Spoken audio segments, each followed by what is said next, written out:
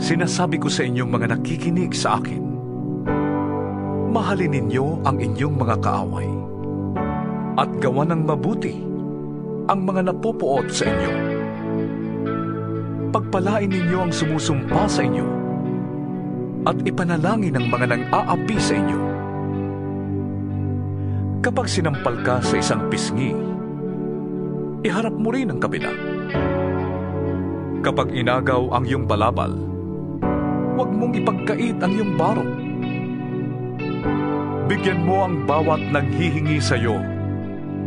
At kung may kumuha ng iyong ari-arian, huwag mo nang bawiin pa ang mga yon. Gawin ninyo sa iba ang ibig ninyong gawin nila sa inyo. Kung ang nagmamahal lamang sa inyo ang inyong mamahalin, ano pang gantimpala ang inyong hihintayin? Ang mga makasalanan man ay marunong ding magmahal sa mga nagmamahal sa kanila. Kung ang mga mabuti lamang sa inyo ang inyong gagawa ng mabuti, ano pang gantimpala ang inyong hihintayin? Kahit ang masasamang tao ay gumagawa rin yan. At kung ang makakabayad lamang ang inyong pauutangin, ano pang gantimpala ang iyong hihintayin? Kahit ang masasamang tao ay nagpapautang din sa kapwa nila masama sa pag-asang sila'y babayaran.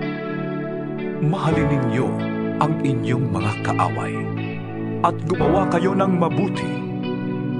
Magpautang kayo nang hindi umaasang kayo'y babayaran. Sa gayon, malaking gantimpala ang tatamuhin ninyo at kayo'y magiging mga anak ng kataas-taasang Diyos, sapagkat siya'y mabuti kahit sa masasama at sa mga hindi marunong tumanaw ng utang na loob. Maging mahabaking kayo na gaya ng inyong ama. Huwag kayong humatol at hindi kayo hahatulan. Huwag kayong magparusa at hindi kayo parurusahan ng Diyos. Patawarin ninyo ang inyong kapwa at kayo patatawarin din ng Diyos. Magbigay kayo at kayo bibigyan ng Diyos. Hustong takal, siksik, liglig at umaapaw pa ang ibibigay sa inyo. Sapagkat ang panukat na ginagamit ninyo sa iba ay siya ring gagamitin ng Diyos sa inyo. Maaari kayang mag-akay ang bulag ng kapwa bulag. Pareho silang mahuhulog sa hukay kapag ginawa nila ang ganon. Walang alagad na nakakahigit sa kanyang guro. Ngunit kapag lubusang naturuan, ang alagad ay makakatulad ng kanyang guro. Bakit mo napapansin ang puwing ng iyong kapatid? Ngunit hindi mo nakikita ang troso sa iyong mata. Paano mong masasabi sa iyong kapatid, "Kapatid, hayaan mong alisin ko ang iyong puwing," gayong hindi mo nakikita ang trosong nasa iyong mata? Mapagkunwari.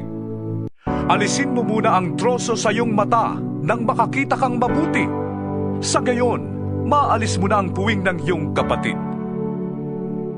Walang mabuting punong kahoy ang namumunga ng masama, at wala ring masamang puno ang namumunga ng mabuti.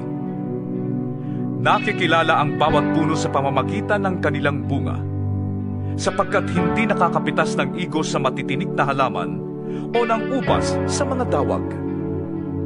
Ang mabuting tao ay naglalabas ng mabuti mula sa kanyang pusong sagana sa kabutihan, samantalang ang masamang tao naman ay naglalabas ng masama mula sa kanyang pusong tigib ng kasamaan. Sapagkat kung ano ang nag-uumapaw sa puso, ay siyang sinasabi ng labi. Bakit ninyo ko tinatawag ng Panginoon, Panginoon? Gayong hindi naman ninyo tinutupad ang sinasabi ko. Sasabihin ko sa inyo kung ano ang katulad ng taong lumalapit sa akin, nakikinig ng aking mga salita, at nagsasagawa ng mga ito. Ang katulad niya ay isang taong humukay ng malalim at nagtayo ng bahay sa pundasyong bato. Nang bumaha at bumugso ang tubig sa bahay na yon, hindi na tinag ang bahay na itinayo, sapagkat matibay ang pagkakatayo nito. Ngunit ang nakikinig naman ng aking mga salita at hindi tumutupad nito ay katulad ng isang taong nagtayo ng bahay ng walang pundasyon. Nang bumaha at bumugso ang tubig sa bahay na yon, ito ay kaagad bumagsak at lubusang nawasak.